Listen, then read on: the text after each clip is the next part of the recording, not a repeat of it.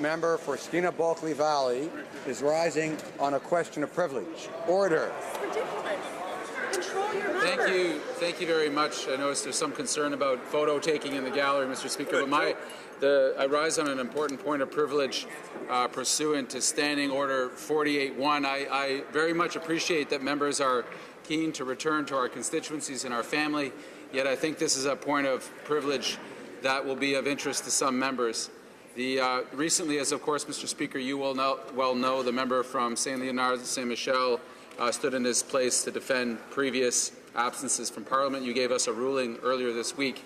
We were looking over the member's comments, which were at times passing strange, but importantly, in the midst of those comments, he likely misled Parliament, and that, if found in a prima facie case of privilege, would lead to a very serious charge of contempt of Parliament if the members of the Procedure and House Affairs were to find so. In response to the questions of the member's long absence from Parliament, he gave a speech in which he, in defending his behaviour, declared something, and I will quote from the member from St. Leonard Michel. He said, I will ask members to refrain. I am quoting here, "I am not collecting a salary from the House of Commons." He repeated this assertion many times in his speech. You referred to it actually in your own ruling, Mr. Speaker.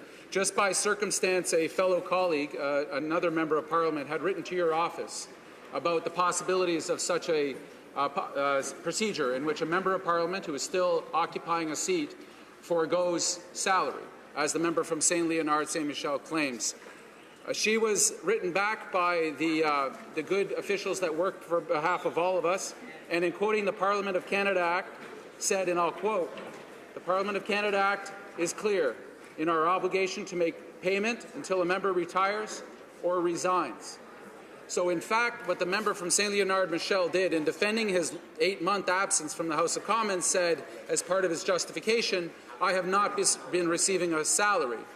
That is factually impossible, as you will now know, Mr. Speaker. You either are a member of Parliament or you are not. If you are a member of Parliament, you receive salary. If that is true, and the member from St. Leonard Michel spoke in this place, so I assume he is still a member of Parliament and has been for some months. He did not retire. He did not resign. He is still receiving a salary. Now, the documentation I have in hand, and very happy to submit for your consideration. Now, we also know the House of Commons Procedure and Practice 2nd edition says the following: misleading a minister or a member has also been considered a form of obstruction and thus a prima facie breach of privilege. And on page 141, 19th edition of Erskine and May, conspiracy to deceive either House or committees of either House will also be treated as a breach of privilege. It is of some historical moment, of some sense of irony, as this place begins to shut down, that a Liberal member stood in this place, and there's much that divides us here, Mr. Speaker, but there's a few things that unite us. And one of the things that unite us is to try our level best, regardless of partisan interest, to maintain the respect and dignity of this place. And when members come before us, when members take their place, as you know, Mr. Speaker, and knowingly mislead the House, it is the obligation of all members to call that member of Parliament to account. We listened very carefully to the words of the member from Montreal, who told us last spring he was resigning, then did not, then returned the same day of your ruling to give an impassioned, sometimes coherent speech as to why he couldn't have been here. Other work took him away, yet he still received his pay. He still received the benefits of being a member of Parliament, despite the fact that he never showed up for a day of work. And for most Canadians watching that, they're offended.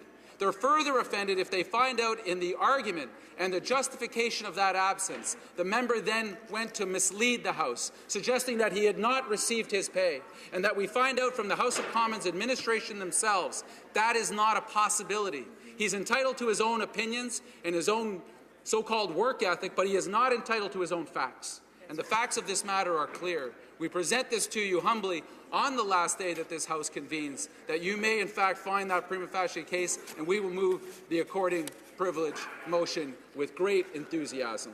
Thank you very much.